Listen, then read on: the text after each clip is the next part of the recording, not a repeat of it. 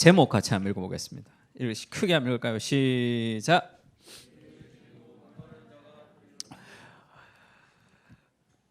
마태복음 5장 1절에서 6절인데 우리 한 절씩 읽겠습니다. 제가 먼저 읽을게요. 예수께서 무리를 보시고 산에 올라가 앉으시니 제자들이 나온지라.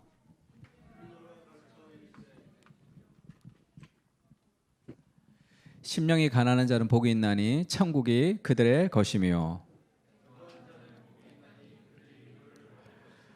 온유한 자는 복이 있나니 그들이 땅을 기업으로 받을 것이며, 의에 줄이고 목마른 자는 복이 있나니 그들이 배부를 것이며. 아멘.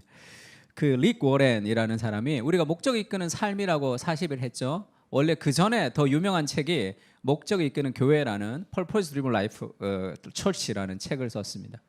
여기서 릭 워렌이 참 재미있는 얘기를 했는데, 모든 교회는 무엇인가에 의해서 움직인다는 거예요. 교회에서 일어나는 모든 일에는 인도하는 힘과 조절하는 가정과 이끌어가는 확신이 작용하죠.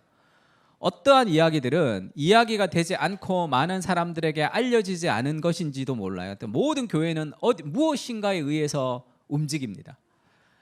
이것은 공식적으로 투표된 적도 한 번도 없을 것이고, 하지만 분명히 존재하며 교회 생활 모든 면에 영향을 끼친다. 당신의 교회를 움직이고 있는 추진력은 무엇인가? 이렇게 얘기했어요. 이것이 한마디로 얘기하면 이것을 목회 철학이라고 그래요. 목회 철학. 어떤 교회든지 어디인가 의해서 움직이고 있어요. 어느 목사님이 그렇게 설교하는 걸 제가 한번 들었습니다. 교회에서 목회 철학이 있어야 된다, 목회 철학이 있어야 된다는 얘기를 많이 들었는데 그게 너무 열등감이 있었다는 거예요. 나는 목회 철학이 없는데. 그러면서 하나님이 어느 날 이렇게 마음에 좀 확신을 좀 주시기를, 목회 철학이 없는 것도 목회 철학이다. 그래서 그때부터 자유롭게 목회했다. 그런 얘기를 했어요. 무슨 말 하시는지를 알겠습니다. 근데 뭐가 조금 더 들여다보면 내가 모르지만 어떤 목회 철학이 움직이고 있는 거예요. 없는 건 없습니다. 없는 건 나는 아무것도 안 할래 하면 그게 철학이죠. 나는 이 세상에 아무것도 하지 않겠다라는 삶의 철학을 가지고 살아가는 거예요. 그러니까 모든 사람은, 모든 교회도 마찬가지죠. 모든 사람은 어디인가 의해서 움직이고 있습니다. 다시 얘기하면 삶의 갈증이 있는 거예요. 삶의 어떤 목마름과 삶의 어떤 배고픔이 있어요. 그래서 어떤 방향으로 움직이고 있다는 걸 알아야 돼요. 그러니까 무엇을 위해서 살아갑니까? 그러니까 뭔가가 움직이고 있어요. 우리를 이끌어가는 삶의 방향이 있습니다. 그게 없을 수는 없어요. 왜냐하면 천국이 아니니까, 이 땅이. 그래서 어떤 영혼의 갈망이 있는데, 예전에 제가 어릴 적에는 제임스 딘이라고 아주 유명한 영화 배우가 있었어요. 이 사람이 일찍 죽어서 더 유명했는데, 에덴의 동쪽이라는 그런 젊은이들의 반항을 그린 그런 영화가 있었습니다. 여러분은 지금 에덴의 동쪽 하면 뭐가 생각나요? 누구야? 드라마 생각나는 사람 많을 것 같은데, 송승헌 나오는 드라마도 있었죠. 그러니까 에덴의 동쪽이라는 얘기를 많이 하잖아요. 그러니까 왜 에덴의 동쪽이라는 얘기를 하냐면, 왜 하필 에덴의 동쪽일까요? 이 교회의 영화도 아닌데. 주로 에덴의 동쪽 이런 얘기 하잖아요. 에덴의 동쪽이 왜 에덴의 동쪽이냐면, 우리가 실낙원이라고 그러죠. 낙원을 잃어버렸다 할 때, 낙원을 잃어버렸을 때의 방향이 에덴의 동쪽이란 말이에요. 그래서 다시 회귀하는 진정한 진정한 만족을 찾아서 에덴을 떠나온 사람들이 다시 갈망을 찾아서 가는 것을 에덴의 동쪽이라고 표현합니다. 성경에 보면 여호와 하나님이 에덴 동산에서 그를 내보내요. 그러니까 죄가 있는 아담과 하와를 동산에서 내어보내죠. 그의 근원이 된 땅을 갈게 하시리라. 이같이 하나님이 그 사람을 쫓아내시되 에덴 동산 동쪽에 그룹들과 두루도는 불칼을 두어 생명나무의 길을 지키게 하시니라 하면서 에덴 동산의 동쪽에 하나님이 지키게 한단 말이에요. 그러니까 그 에덴의 동쪽으로 가고 싶은 거죠. 다시 회개하고 싶은, 다시 거기로 가고 싶은 삶의 욕구가 모든 사람들에게 잠재되어 있는 거예요. 그러니까 모든 사람들은 어떤 갈망과 갈증을 느끼게 되어 있습니다. 왜냐하면 하나님으로부터 멀어졌기 때문에 그래요. 그래서 이 땅에 태어나면 내가 왜 태어났는지 모르죠. 그러니까 내가 왜 태어났는지에 대한 의미를 찾아야 된단 말이에요. 그래서 계속 그것은 궁극적으로 하나님과 멀어진 목마름이에요. 내 안에. 그래서 하나님으로 채우지 못하면 만족할 수가 없습니다. 근데 다른 것들로 채우는 거죠. 하나님보다 더 중요하게 생각하는 것들로. 그래서 삶에 진정한 만족이 점점 사라지는 거죠. 우리가 찾고 있는 게 하나님. 그러니까 진정한 목마름은 의를 향한 목마름이다. 의를 향한 배고픔이다. 성경 그렇게. 그것이 정말 복이 있다. 그렇게 이야기하고 있습니다. 토마스 네이글이라는 미국의 철학자가 있는데 그 사람이 쓴 책 중에 이 모든 것은 무엇을 의미하는가라는 그 철학을 좀 쉽게 푸른 책이 있습니다. 여기에 제일 마지막 10장에 삶의 의미라는 파트가 있어요. 삶의 의미라는 파트에서 이렇게 얘기합니다. 인생 전체가 의미가 없다는 사실을 걱정할 필요가 없다. 인생이 의미가 없다는 걸 걱정하지 마라. 왜냐하면 인생에 의미가 없다는 걸 알아도 예전처럼 살아갈 수 있다. 왜냐하면 내 앞에 닥친 일에 시선을 고정하고 당신의 삶과 당신과 관련 있는 삶의 테두리 안에서 삶의 정당화 작업을 끝내면 된다. 살아있다는 것이 도대체 무슨 의미인가? 이렇게 누가 물을 때 그거 의미 없어. 사는 거 의미 없어. 이렇게 얘기해도 된다는 거예요. 그리고 나는 지금도 많은 일에 신경 쓰고 있어. 그거면 충분하다. 인생에 반드시 의미가 있어야 되냐? 이렇게 얘기하죠. 오늘날에 이런 글을 읽으면 많은 사람들은 기뻐하죠.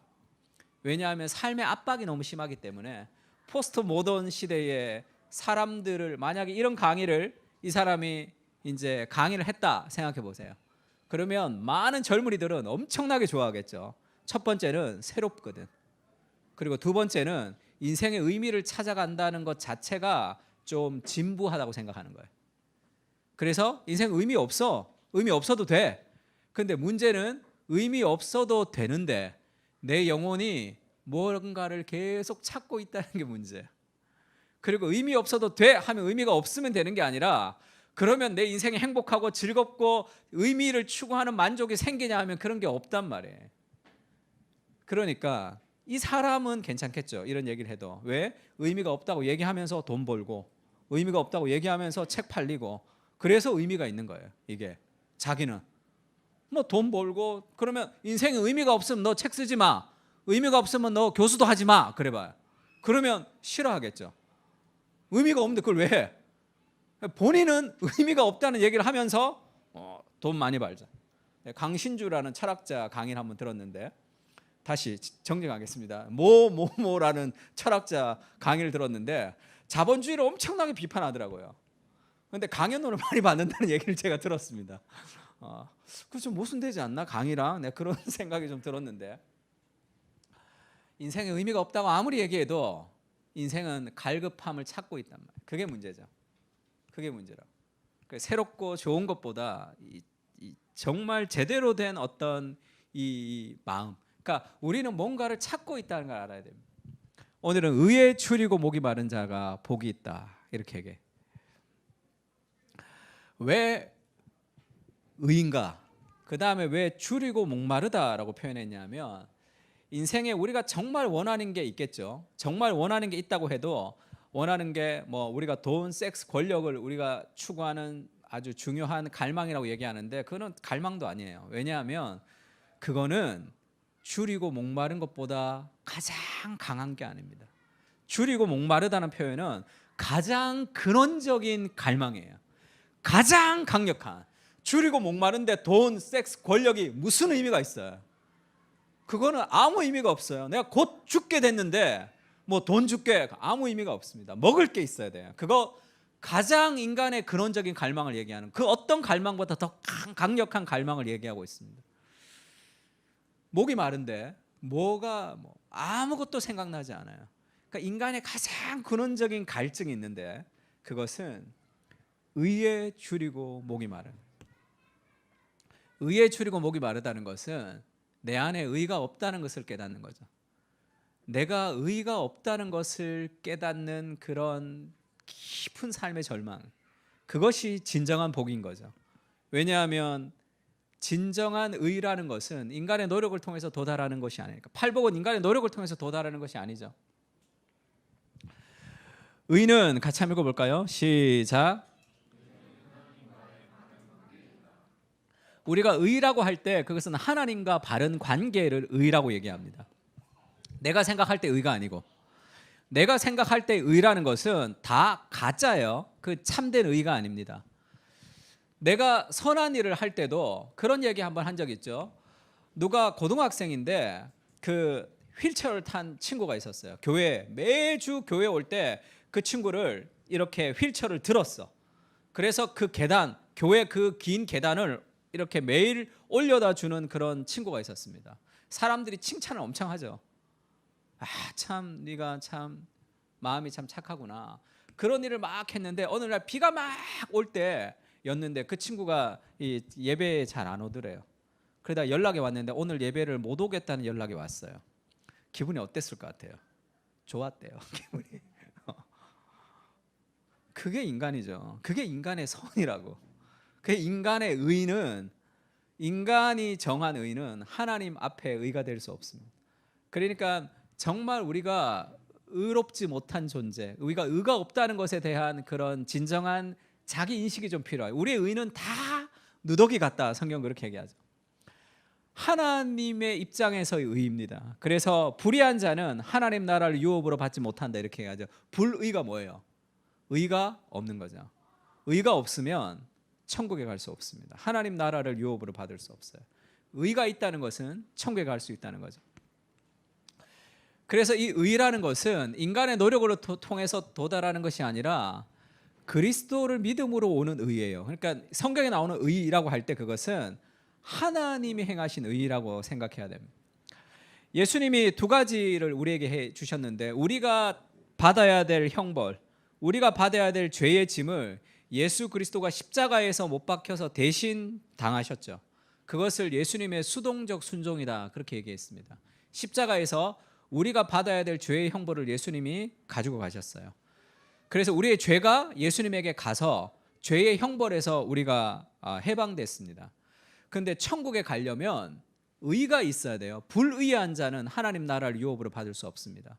죄가 없다고 천국에 갈 수 있는 것은 아니에요. 예수님이 우리를 대신해서 십자가에 지신 것만으로는 구원의 요건이 완성될 수 없는 거예요. 죄가 없어졌을 뿐이에요. 그러면 예수님이 무엇을 또 하셨는가 하면 예수님의 능동적 순종이라는 것은 우리가 할 수 없는 일을 예수님이 대신 해준 거예요. 우리가 했던 일을 예수님이 대신 가지고 가셨고 죄의 짐을, 우리가 할 수 없는 일을 예수님이 대신 행해 주셨어요. 그것은 예수님이 태어나면서부터 돌아가실 때까지 모든 율법의 요구를 다 지키셨습니다.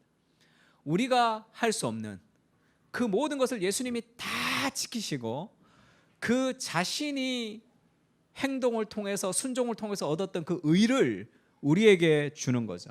그래서 우리가 믿음으로 구원을 얻었다 할 때, 이신칭이라고 할 때 우리의 죄가 그리스도에게 간 것이고 그리스도의 의가 우리에게 온 거란 말이에요. 그래서 우리가 지금 하나님 앞에 의로운 존재가 된 것은 내 의가 아니라 그리스도의 의를 우리가 덧입은 거죠. 그래서 우리가 받은 구원을 칭의라 그래요. 칭의가 뭐죠?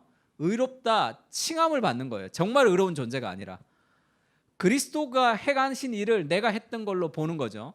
하나님이 나를 예수님처럼 사랑하십니다. 그것은 그리스도가 나를 위해서 하셨던 그리스도의 의 때문에 내가 하나님 앞에 사랑받는 존재가 됐단 말이에요. 나의 행동 때문이 아니라. 그래서 우리가 의롭다고 할 때 그 의에 줄이고 목이 마르다 할 때 우리가 지금 의에 줄이고 목이 마른 자가 복이 있는데 우리는 의에 줄이고 목 마르지 않기 때문에 복이 없다 그 얘기를 하는 게 아니에요. 예수 믿는 모든 사람들은 의에 줄이고 목이 말라서 복이 있다라고 얘기를 하고 있는 거예요.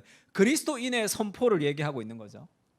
지금 이 그림이 잘 보이는지 모르겠는데 이 장발장을 제가 그림을 하나 가지고 왔는데 그 레미제라블에 보면 장발장이 나오고 그 다음에 그 리미엘 주교가 나오죠. 신부. 그 다음에 자베르라는 형사가 나옵니다. 자베르라는 형사는 마치 사탄과 같은 존재죠. 우리의 죄를 잡아서 지적질하는 존재죠. 그래서 이 장발장이 그 주교의 집에서 신부 성당에서 그걸 훔치죠. 은잔을 훔쳐서 도망가다가 경찰에게 잡힙니다.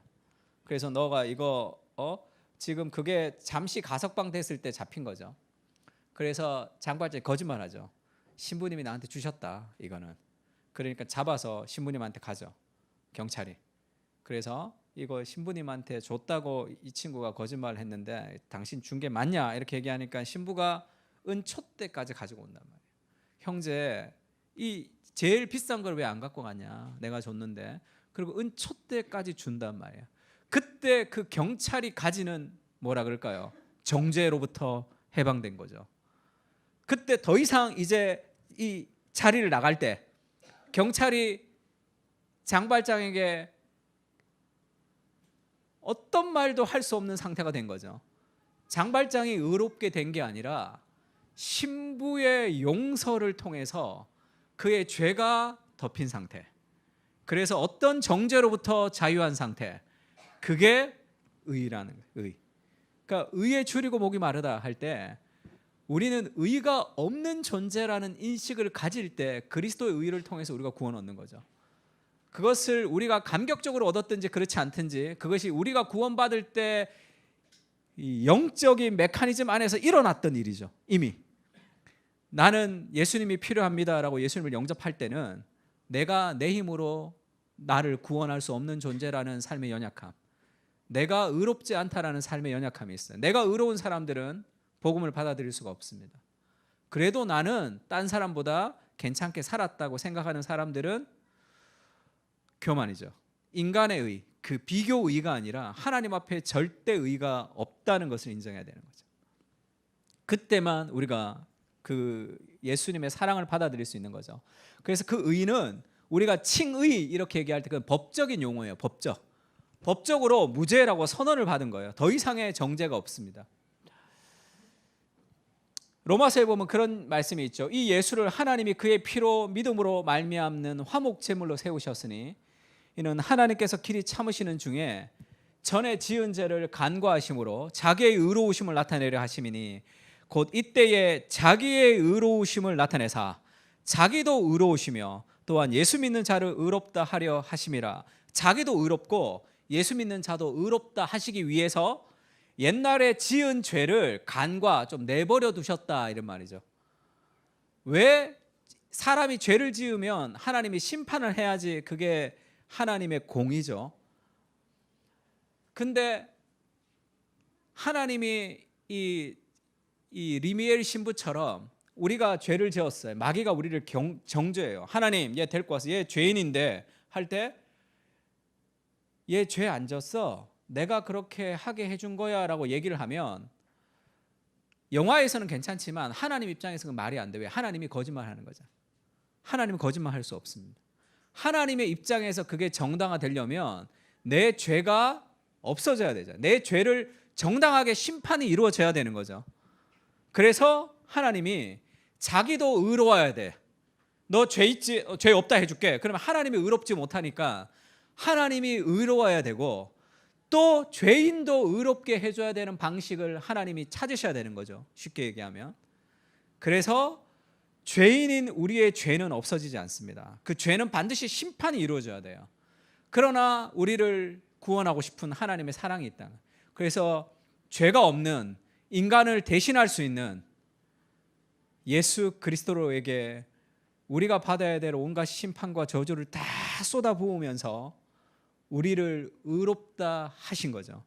그리스도의 죽음을 통해서 하나님도 의롭고 하나님은 죄에 대한 심판과 우리를 향한 사랑이 동시에 있는 거죠. 십자가 안에서 우리도 의롭고 우리를 의롭게 하시면서 하나님 자신도 의로워지는 그것이 그리스도의 십자가 안에서 문제가 해결된 거예요. 그래서 우리가 의롭다 할 때 그것은 그리스도께서 우리를 위해서 하신 것으로 의가 없는 우리가 의롭다 칭함을 받는 존재가 되었다라는 그 의라는 것을 좀 기억해야 됩니다.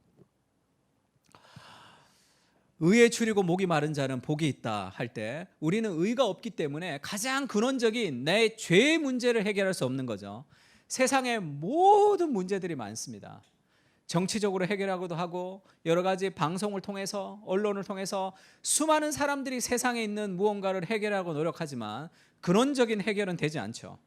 왜냐하면 세상에 있는 모든 문제의 가장 근원에는 인간의 죄가 있기 때문이죠. 죄의 문제를 해결하지 않고서 삶이 개선될 수가 없기 때문에 그래요. 인간 안에 있는 가장 근원적인 목마름이라는 것은 나 죄에 대한 목마름, 그 죄를 해결할 수 없는, 내가 의가 없다, 내 안에 의가 없다는 삶의 가장 근원적인 목마름을 우리가 알지 못하지만 내 안에서 울부짖고 있는 거죠. 그 목마름을 의에 줄이고 목이 마른 자는 복이 있다. 너희가 배부를 것입니다. 그냥 줄이고 목말아서 우리가 당연히 배부른 것이 아니라 우리의 목마름을 그리스도께서 가져가셨기 때문이죠. 예수님 십자가에서 내가 목마르다 그렇게 얘기해요. 그것은 단순히 내가 지금 물을 좀 마셨으면 좋겠다는 뜻이 아니죠. 포도주를 예수님이 거절하셨다면 그것은 마취제죠. 마취를 거절하셨어요. 온전한 고통을 그대로 다 감당하겠다는 거죠. 왜? 우리의 죄를 다 남김없이 마지막 한 방울까지 너의 모든 죄를 내가 다 가지고 가겠다. 그래서 우리를 깨끗하게 의로운 존재로 하고 싶은 거죠. 그래서 우리가 의에 줄이고 목이 마른 존재로, 우리가 예수 그리스도의 법적인 의를 받았다는 것은 나는 공짜로 받은 거지만 내가 경험해야 될 이 삶의 모든 저주를 그리스도께서 받으신 거죠. 그리스도의 목마름을 통해서 우리의 영적인 갈증이 해결된 거죠. 그 의가 우리에게 있습니다. 그러면서 요한복음에는 예수님이 그렇게 얘기하죠. 이 물을 마시는 자마다 다시 목마르려니와 내가 주는 물을 마시는 자는 영원히 목마르지 아니하리니 내가 주는 물을 그 속에서 영생하도록 솟아나는 샘물이 되리라. 그리스도께서 목마르시면서 우리의 목마름이 해결된 거죠. 그렇게 해서 우리가 의에 줄이고 목이 마른 존재로 그리스도의 의를 덧입어서 하나님은 우리를 의롭다 칭하고 있는 거죠. 스가랴서 3장에 보면 대제사장 여호수아가 하나님 앞에 나갑니다. 대제사장 여호수아는 이스라엘에서 가장 거룩한 사람이죠. 가장 거룩한 사람을 대표해서 하나님 앞에 나가요. 근데 더러운 옷을 입고 있다 이렇게 얘기해. 사실 누더기 옷을 입고 있는 건데 하나님의 그 회의, 천국의 회의에 학개가 거기에 참여해서 보고 있습니다. 스가랴 3장에 학개 선지자가 천국에서 일어나는 천상의 회의 안에 들어가 있다고 자기가. 근데 대제사장 여호수아가 이스라엘을 상징하는 거죠. 이스라엘 가장 거룩한 대제사장 여호수아가 누더기 옷을 입고 하나님 앞에 서 있습니다. 그 옆에 사탄이 있어요. 사탄이 정죄한다고. 이 대제사장 여호수아가 했던 잘못된 행동, 이 누더기 옷을 입고 하나님 앞에 설 수 없다고 엄청나게 정죄를 합니다. 하나님 앞에. 정당하죠. 하늘의 재판장에서 검사인 사탄이 누더기 옷을 입고 있는 여호수아를 정죄하죠. 그게 뭘 얘기하는 거죠? 인간의 의라는 것이 하나님 앞에 더러운 의라는 거죠. 가장 거룩한 대제사장 여호수아도 하나님 앞에 설 수 없는 게 인간의 의라는 거예요. 그때 하나님이 그렇게 얘기합니다. 더러운 옷을 벗기라. 내가 너를 깨끗하게 하노니 아름다운 옷을 입히리라. 그렇게 얘기합니다. 그 사탄의 정죄에도 더러운 옷을 입히고 아름다운 옷을 입혀준다. 학개가 완전히 기분이 좋아서 거기서 완전히 오버합니다. 하나님, 옷만 입혀서는 안 됩니다. 이렇게 얘기해요. 정결의 관을 모자를 씌워주세요. 이렇게 얘기한다고. 하나님이 그 오케이 하고 모자를 씌워주는 장면이 있습니다. 그러니까 학개가 너무 신난 것 같아요. 뭐 성경에는 신났다는 표현은 없습니다. 그냥 내가 말하되 정결의 관을 씌우소서 이렇게 얘기한다고. 그러니까 지금 여호수아가 얼마나 부끄러워요. 하나님 앞에 자기는 죄인이니까. 자기가 저지른 죄가 있잖아. 그렇게 누더기 옷을 입고 사탄의 정죄가 틀린 게 아니잖아. 너는 이런 존재야. 너는 이런 놈이야. 그렇게 정죄를 하는 게 틀린 게 아니란 말이에요.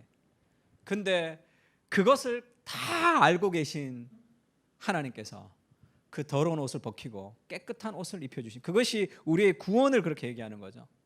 그러니 학개가 얼마나 신이 났겠어요. 하나님 정결의 관을 씌워주십시오.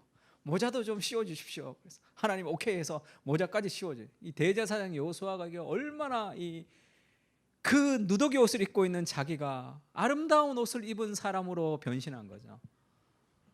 그가 누리는 감격과 은혜가 의에 줄이고 목마른 사람에게 받는 삶의 복입니다. 내 의가 아니라.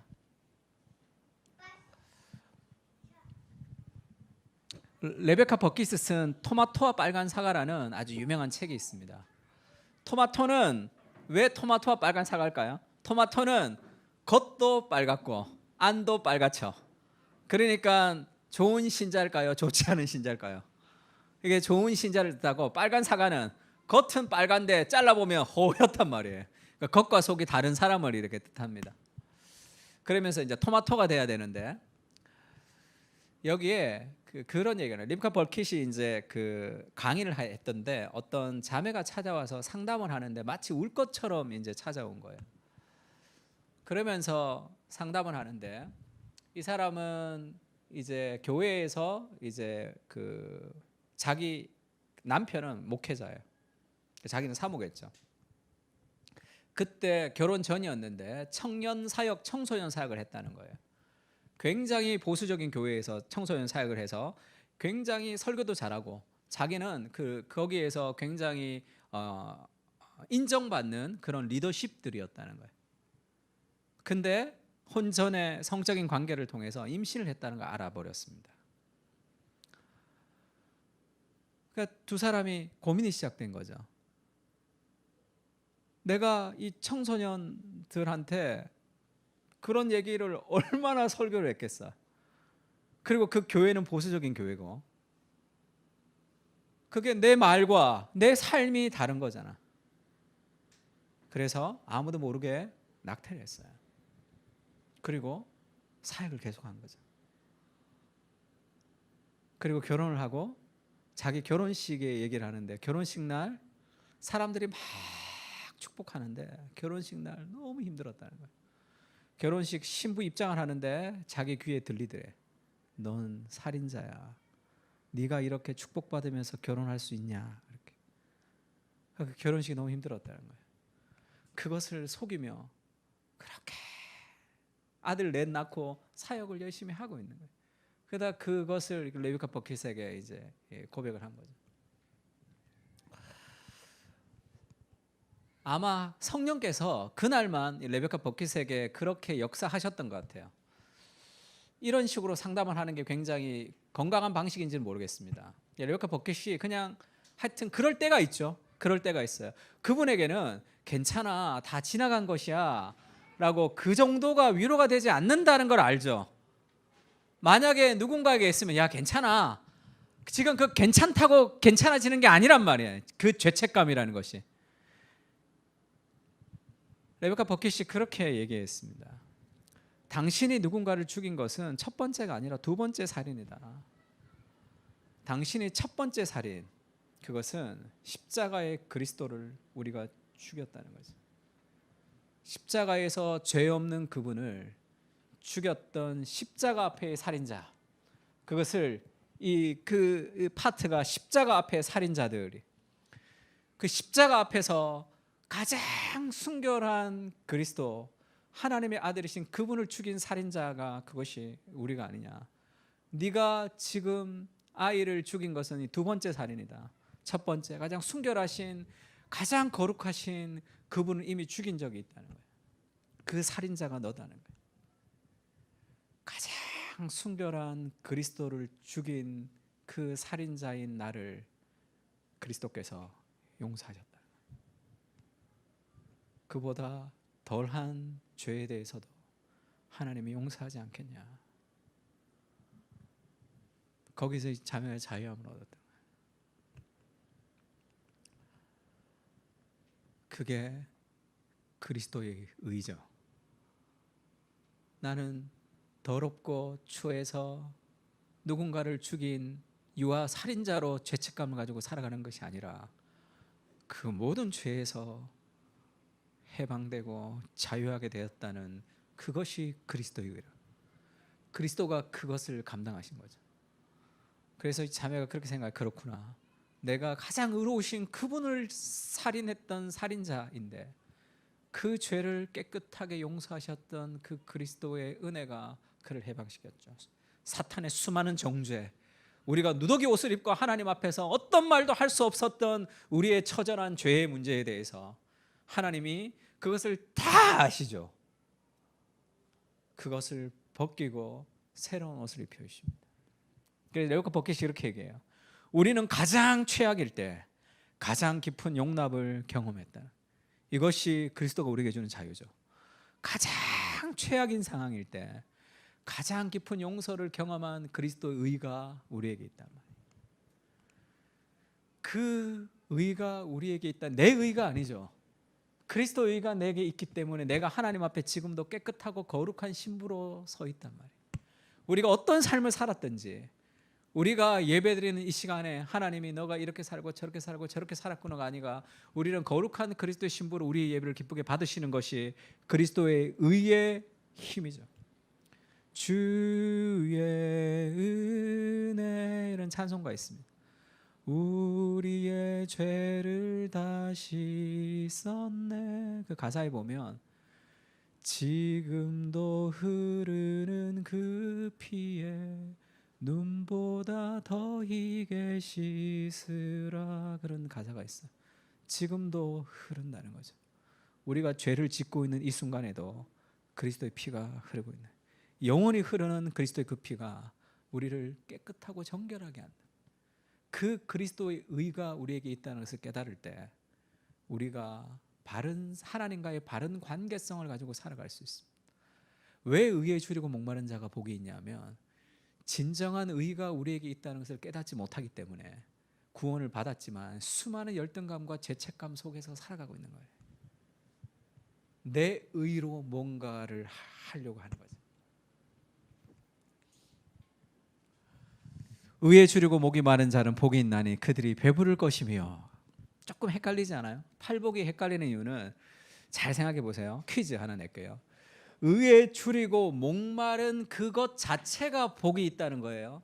아니면 의에 줄이고 목마른 것은 별로 좋지 않은데 의에 줄이고 목마른 것은 좋지 않지만 배가 부르기 때문에 복이 있다는 거야?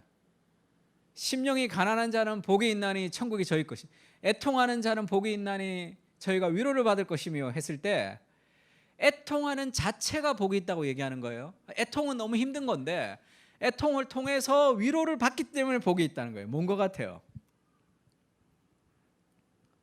창민아, 뭔 것 같아? 애통은 힘든데 위로를 받기 때문에 복이 있으면 B가 아니고 애통하는 그 자체가 복이 있다는 거죠. 애통하는 그 자체. 그 애통 너무 힘든 게 아니야. 심령이 가난한 게 너무 좋지 않은 게 아니라 심령이 가난한 그 상태 자체가 복이 있는 거야. 그럼 의에 줄이고 목이 마른 그 상태가 복이 있다면, 그럼 문제는, 그러면 배불러 버리면 의에 줄이고 목 마르지 않잖아. 뭐지 이거는? 애통하는 자가 복이 있다네. 위로를 받아버리면 애통 안 하잖아. 그럼 도대체 이 복은 도대체 무슨 복이지? 안 헷갈립니까? 머리가 터질 것 같았어요. 예수님 아까도 그렇게 얘기하죠. 이 물을 먹는 자마다 다시 목마르거니와 내가 주는 물을 먹는 자마다 영원히 목마르지 아니할 것이다. 의에 줄이고 목이 마른 애통하는 심령이 가지는 하나님의 복이 있습니다. 하나님의 위로가 있어요. 그것이 채워지면 또 다른 애통, 더 큰 애통, 이것이 점점점 커지면서 채워지는 거예요. 그래서 영원히 목마르지 않는다는 것이, 한번 예수님의 그것을 받으면 이제 끝이 아니라 우리는 의가 없는 우리가 의로 구원을 받았습니다. 그리고 나서 문제가 뭐냐면 그 의를 잃어버리고 사는 데 문제예요. 그걸 끊임없이 그 의를 의지하며 살 때 누리는 그 부어지는 충만함, 지속적인, 우리가 성령이 우리 안에 계시지만 성령 충만은 또 다른 문제죠.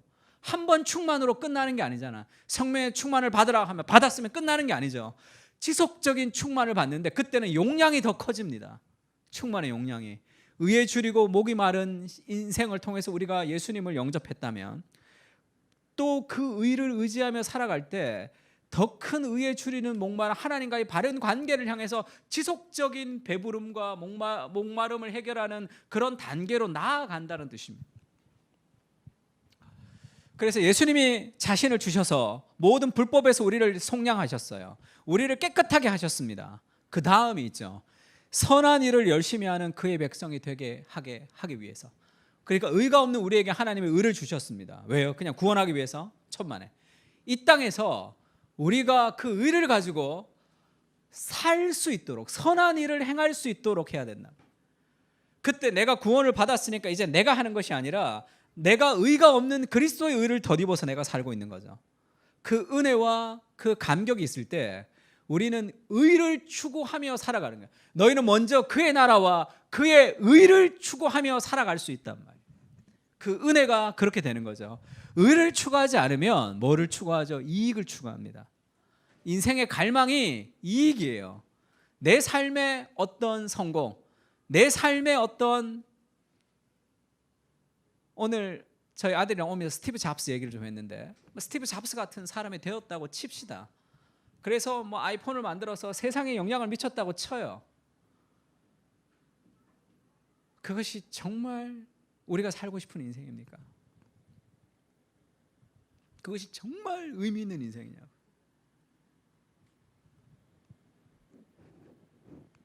존 파이퍼가 그런 얘기하죠. 존 파이퍼의 유명한 설교 중에 조개 껍데기 설교라고 있어요. 돈을 많이 벌어가지고 일찍 은퇴했어. 이 사람은 파이어족이죠. 그래서 어디 섬에 가서 이 사람들이 이제 돈 안 벌고 고생 안 하면서 산단 말이에요. 그래서 오늘은 조개 껍데기 묶어서 이걸 하고 부부가 그렇게 살았어요. 그렇게 해서 막 그렇게 그 일찍 은퇴해서 평안한 삶을 살았다는 리저스 다이제스트를 갖고 와서 그렇게 얘기합니다. 여러분, 이런 삶을 살고 싶으냐? 천국 가서 예수님 앞에 그렇게 자랑하라는 거야. 예수님, 조개 껍데기 받아보세요. 이렇게 하라는 거야. 그게 무슨 인생이냐는 거죠. 그것이 진정한 만족이냐 이렇게 얘기합니다. 의를 위해 살아가는 인생이 가장 인생에서 의미가 있습니다. 하나님께 굶주린 삶이라는 존 파이퍼가 그렇게 얘기했어요. 하나님을 향한 굶주림의 가장 큰 적은 독이 아니라 애플파이다. 이게 무슨 얘기냐면 천국을 향한 우리의 욕구를 무뎌지게 하는 것은 악인들의 잔치가 아니라 세상의 식탁에서 끊임없이 주워 먹는 부스레기라는 거예요. 성인용 비디오가 아니라 밤마다 황금 시간대에 애청하는 시시한 볼거리들이 우리를 천국의 만족으로부터 멀어져 가게 한다는 거예요. 왜? 죄는 아니거든요. 내가 뭐 성인용 비디오를 보는 것도 아니고 그냥 영화 드라마 보는데 죄는 아니죠. 예수님은 사랑의 잔치에 오지 못하게 우리를 막는 것은 밭과 소와 아내라고 말씀하셨죠. 잔치에 갑시다 그랬을 때 그 사람들이 죄 때문에 안 가는 게 아니죠. 밭과 소와 아내 때문에 가지 않습니다. 그거는 죄가 아니란 말이에요. 하나님을 사랑하는 마음의 가장 큰 적은 그분의 원수가 아니라 그분의 선물이다. 너무 멋있는 얘기죠.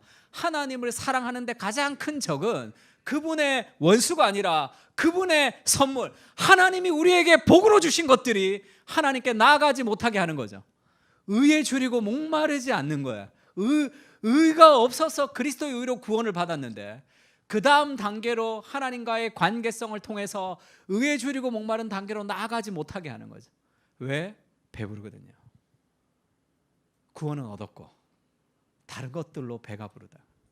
세상은 고통 가운데 하나님의 근심은 쌓여져 가지만 배부른 상태가 되는 거죠. 끔찍한 악이 아니라 이 땅의 평범한 낙이다. 그래서 우리의 삶에 의에 줄이고 목마른 삶을 살아가야 정상이죠. 그 의가 우리에게 있기 때문에 그 의를 가지고 이제 의지하며 살아가야 되는데 그렇게 하지 못하게 하는 것들이 그것이 수많은 것들. 제가 그런 얘기를 한번 읽었습니다. 독서를 방해하는 게 뭐냐면 요즘 현대인들은 집에 퇴근하면 독서하고 싶을 정도의 뇌의 상태가 안 된다는 거예요. 그게 스마트폰을 계속 확인하죠. 하루에도 평균 몇 천 번이라 그러는데 이거를 뭐 이렇게 수시로도 확인할 때 그거를 계속 확인하는 모든 정보가 여기 들어오죠. 걸어갈 때도 이걸 듣죠. 계속 뭐가 들어오잖아. 운동할 때도 듣고 끊임없이 쉼이 없는. 잘 생각해 보세요. 육체도 많이 운동하면 쉬어야 되죠. 뇌도 마찬가지예요. 뇌도 계속 정보를 넣는데 쉬는 시간이 없단 말이에요. 그래서 일도 소명이지만 안식도 소명이다. 그런 얘기했죠. 안식을 통해서 더 많은 성취들이 있을 수 있다. 그 얘기도 했습니다. 그러니까 집에 오면 영화, 그건 그냥 아무 생각 없이 받아들일 수 있잖아. 그것도 쉬는 거죠. 그러면 참된 쉼이 될 수 없어. 너무 많은 에너지들이 너무 많이 나가는 거죠.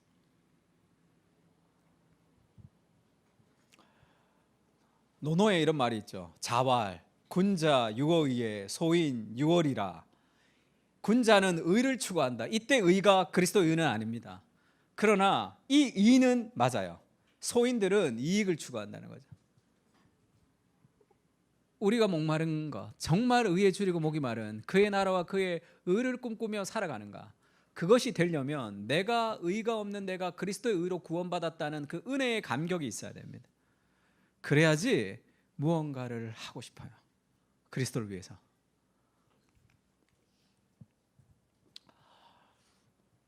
여기가 어디냐면, 선영아 여기가 어디지? 테라로사. 우리 여기 선영이랑 저의 얼굴을 지금 이렇게 이번 주에 만났는데 신방 가서 여기 테라로사 선릉 역삼장 아주 좋더라고요. 한번 다음에 같이 한번 가면 좋을 것 같은데, 그런 얘기를 한번 들었어요. 그런 얘기를 나누다가 그런 얘기를 한번 했습니다. 교회가 너무 교회 중심, 그러니까 너무 사회적으로 다른 사람을 향한 관심이 좀 없는 그런 데 대한 이야기를 좀 나눴어요. 그러니까 좀 영향이 작고, 뭐 우리 교회가 좀 뭐 돈도 더 있고 사람도 더 있고 뭐 지금 뭐 그러면 뭔가를 좀 할 수 있겠다, 그런 생각에 좀 안일한 게 아닌가, 그런 것을 좀 깨달았습니다. 우리 선영이가 그 포항에 있을 때부터 그런 이 봉사활동 열심히 했었어요. 그래서 그런 얘기들을 쭉 들으면서 그게 좀 필요하다 생각했습니다. 의에 줄이고 목이 마른다고 했을 때 내가 의가 없는 내가 하나님과의 의를 통해서 하나님과의 관계가 회복이 됐죠. 그 은혜의 감격이 있는 사람은 하나님과의 관계가 회복되지 않는 모든 사람과 세상에 목마름을 느끼게 되어 있습니다. 옆에서 누군가가 죽어가는데 나만 행복하면 되나요? 난방비가 폭등이 됐다는 거예요. 우리 집 난방비 많이 나간 것만 걱정이 되면 되나요?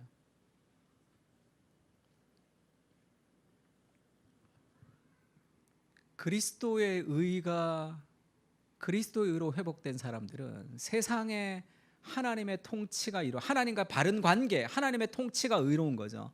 하나님과 바른 관계를 이루지 못한 사람을 향한 안타까움과 세상을 향한 안타까움이 있는 거죠. 그 시야가 열려야지 삶이 진정한 행복이 있습니다. 삶은 나보다 더 큰 대의를 위해서 인생을 드릴 때 삶이 행복한 거예요. 자신을 위해서 살 때 행복하지 않습니다. 그래서 연탄 나눔 막 그런 얘기를 했어요. 그래서 내가 한번 찾아봤더니 2022년도 연탄 나눔 봉사 신청이 다 마감되었다는 게 떴습니다. 2023년도는 8월부터 신청을 받는다는데, 우리도 좀 나가면 좋겠다. 뭐 한 번 나가는 것 자체가 큰 의미가 있는 건 아니지만 그래도 나가는 게 좋겠다. 아이들도 좀 다 나가서 좀 주일날 나가면 되잖아요. 연탄도 좀 봉사하고 그런 관계성을 통해서 우리가 하나님의 통치가 이루어지지 않는 세상에 대한 마음과 기도를 좀 넓혀 가야 된다, 이런 생각했습니다. 우리가 정의연금도 하고 있는데, 지금도 뭐 우리 직장을 아직 안 다니는 사람들 식사비도 우리 사람들이 계속 보내주고 있는데, 정의연금은 마찬가지. 그 사람들의 필요에 대한 마음들이 좀 있어야 되지 않을까. 너무 자기중심적으로 살아가는 것은 아닌가, 그런 생각이 그렇게 확장되어 가는 거죠. 그리고 교회에 대한, 팔복과 교회 공동체는 교회에 대한 거죠. 지금 팔복은 개인에게 주는 비전이 아니에요. 교회 공동체에게 주는 겁니다. 심령이 가난하고 애통한 그 제자와 제자들, 무리들에게 예수님이 선포하는 거죠. 그것은 하나님 나라 백성의 사회 공동체예요. 그러니까 이 땅에 여기가 천국을 맛보려면 우리가 한 사람 한 사람이 심령이 가난해, 한 사람 한 사람이 의에 줄이고 목이 말라요, 한 사람 한 사람이 애통하는 사람들끼리 모여 있다면 여기는 천국을 맛볼 수 있는 거죠. 완성된 천국은 아니지만 그 삶의 천국을 맛볼 수 있는 곳입니다. 환경과 외모와 성격과 실력에 상관없이 나를 있는 모습 그대로 받아줄 수 있는 삶의 공동체를 연습해 가는 거죠. 그래서 정말로 의에 줄이고 목이 마른 그런 공동체를 꿈꾸고 기도하는 거죠. 하나님과 바른 관계가 이루어지지 않는 사람들을 향해서 연락하고 그 사람들도 데려오고 그럴 필요가 있습니다. 저는 교회를 이제 오래 안 나오는 사람들 있죠. 매일 아침 카톡에 기도를 할 때 이렇게 뭐라 그럴까요? 희한한 감정이 들어요.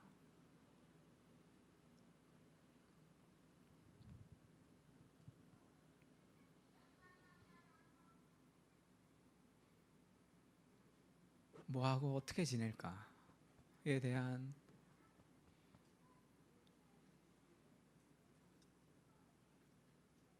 삶의 걱정들이 있습니다. 다 와서 함께 하나님 앞에 좀 그렇게 은혜를 받고 정말 이 복음 안에서 누리는 그 삶을 살아가야 되지 않을까 그런 생각하고 있습니다. 그러니까 내가 누리는 의, 내가 경험하는 의에 줄이고 목마른 우리 가정을 넘어서 교회 공동체를 위해서 기도하고 적용하는 그런 삶이 좀 있었으면 좋겠습니다. 의에 줄이고 목말라 갖고 세상을 살아갈 수 있습니까? 심령이 가난해 가서 세상을 살아갈 수 있습니까? 살아갈 수 있어요. 이건 다른 판이라는 거야. 세상이 짜놓은 판에서 가서 우리가 거기서 경쟁하는 것이 아니라 다른 판, 하나님이 역사하시는 새로운 판을 짜서 우리가 세상의 한가운데 일하는 겁니다. 제가 이번 주에 봤던 글 중에 정말 마음에 드는 글귀가 있어서 하나 가지고 왔습니다. C.S. 루이스가 했다는 얘기를 들었는데 C.S. 루이스는 어떻게 이렇게 좋은 말만 골라서 했는지 모르겠지만 현대 교육의 과제는 정글을 헤쳐서 정리하는 게 아니다. 애들이 정글 같죠. 그런 것들이 이거 하지 마 저거 하지 마 해서 정글을 헤쳐서 막 정리하는 게 현대 교육의 과제가 아니라 사막에 물이 흐르게 하는 것이다. 이렇게 얘기했어요. 야, 이 교육이 이거 하지 마, 이거 하지 마, 뭐지 마, 이렇게 하고 저렇게 하고 막 이렇게 정리하는 게 아니라 사막에 물이 흘러버리는 거죠. 그 하나님의 역사가 우리 인생 가운데 흘러 들어와야 된단 말이에요. 그러면 하나님이 내 삶 가운데 역사할 수 있는 빈 공간을 내어드려야 됩니다. 무엇을 추구하며 살아가는 삶, 정말 그리스도의 의를 추구하며 살아가는 삶에 우리가 하나님 앞 기도할 수 있는, 하나님이 내 삶에 역사할 수 있는 공간을 좀 마련해야지 사막 같은 인생에 물이 흐를 거 아니에요. 그렇지 않으면 풀 한 포기 심어서 뭐해? 다 시들어 죽는단 말이에요. 너는 한 포기 있냐? 난 두 포기 있다. 그걸로 막 해서 뭐 할 거야? 인생이 물이 흐르는 인생이 돼야 된단 말이에요. 아까 얘기했죠. 그 진선미를 향한 탐구라는 잃어버린 독서의 예술 되찾기라는 책을 제가 추천사를 썼는데 거기에 그런 얘기가 나와요. TV, 게임, 영화를 보는 데는 행위는 쉼이죠. 그것도 필요합니다. 그것도 안식이죠. 근데 그것은 진정한 안식이 될 수 없다는 거야. 참된 쉼이 안 된다는 거예요. 아무리 해도. 왜냐하면 자기를 붙들고 있기 때문이라는 거예요. 자기를 잃어버려야지 쉼이죠. 진정한 쉼이라는 것은, 안식은 나를 잃어버려야 된단 말이에요. 그러니까 그랜드 캐년 같은 어마어마한 대자연을 보면 와 하면서 자기를 잃어버리는 경우의 경험을 하는 거죠. 나를 넘어서는 경험. 그 경험을 하고 다시 돌아올 때 내가 새로워진단 말이에요. 그래서 일상은 반복적으로 돌아가죠. 매일 일어나는 삶의 일상은 반복적으로 돌아가지만 자기를 잃어버렸다 돌아올 때 일상이 새로워지잖아요. 그래서 뭐 누군가 그냥 일상을 살아가다가 어느 친구 장례식에 갔다 왔더니 인생의 죽음 앞에 엄청난 충격을 받고 그 자기를 넘어서는 경험이죠. 자기를 넘어서야지 쉴 수 있다고. 자기를 붙들고 어떻게 쉼이 있냐고. 그거는 쉼이 안 된단 말이에요. 그래서 내가 주일날 뭐 목사님 전화 와서 목사님 늦게 일어났습니다. 주일 예배 다 끝났죠. 그래도 왔다가 나 보고 가라고 하는 이유가 뭐예요? 왔다 여기서 보고 가면 뭐라도 일주일이 끊어진단 말이에요. 그러면 뭔가 다시 새롭게 시작이 되는 거죠. 그냥 집에서 누워있다가 인터넷 예배 드리다가 그렇게 월요일을 맞이하면 이게 안 끊어지고 계속 흘러가는 거예요. 그냥 무언가 일상을 벗어나는, 다시 얘기하면 아름다움을 경험하는 겁니다. 내 삶에 뭐 영화를 보고 뭐 좋아요, 성경을 보고 책을 보고 이 사람은 독서의 몰입을 통해서 자기를 잃어버릴 수 있다 이렇게 얘기했는데, 그것도 맞지만 모든 아름다움을 경험하는 거죠. 아름다움을 경험할 때 여기 있다가 나를 잃어버렸다가 다시 찾는 거죠. 그게 쉼이란 말이에요. 예배가 쉼이 되는 이유는 뭡니까? 여기서 내 걱정, 내 근심을 가지고 있는 게 아니잖아요. 하나님을 예배하잖아요. 하나님을 찬양하고 나를 잃어버리는 삶의 경험, 그 하나님의 아름다움에 갔다 오는 거죠. 그게 쉼이죠. 그게 쉼이라고. 그러니 의에 줄이고 목마른 인생이 얼마나 리프레시 되겠어요. 얼마나 하나님 앞에 시간을 내어드리는 삶이 얼마나 더 많은 성취와 더 많은 에너지를 가지고 살아갈 수 있습니까? 그냥 다른 것을 추구하는 삶이 따라갈 수 없는 삶의 경지를 가진다. 그 아름다움을 경험하고 오는 정말 진정한 의에 줄이고 목마른 인생으로 하나님 살고 싶습니다. 내가 어디에 목마른지, 그것이 우리의 삶을 계속 붙들고 있는 거죠. 그렇게 팔복의 인생을 좀 살아갔으면 좋겠습니다. 하나님의 공간을 내어드려서 역사할 수 있는, 나는 할 수 없습니다, 하나님 도와주십시오, 그 마음이 우리에게 늘 있었으면 좋겠습니다. 한번 찬양할까요? 오늘 말씀 생각하면서 이제는 우주 예수 그리스도의 은혜와 하나님 아버지의 무한하신 사랑과 성령님의 교통하시는 은사가 그리스도의 의로 구원을 얻어서 이 땅 가운데 세상 가운데 의에 줄이고 목마른 인생으로 살기를 다짐하고 돌아가는 사랑하는 그 사랑교회 교인들 머리 위에 이제로부터 영원까지 함께 계실지어다. 아멘.